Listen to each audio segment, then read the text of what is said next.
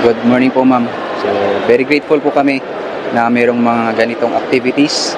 So, ang inyong kasundaluhan, once again, especially sa kasundaluhan natin sa 73rd IB, na we were able again to save lives, not only through military matters or military ways, but through meaningful ways like blood donation. Yun lang po.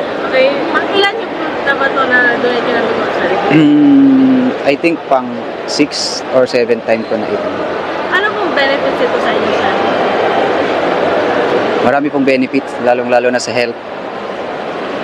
Yun lang po.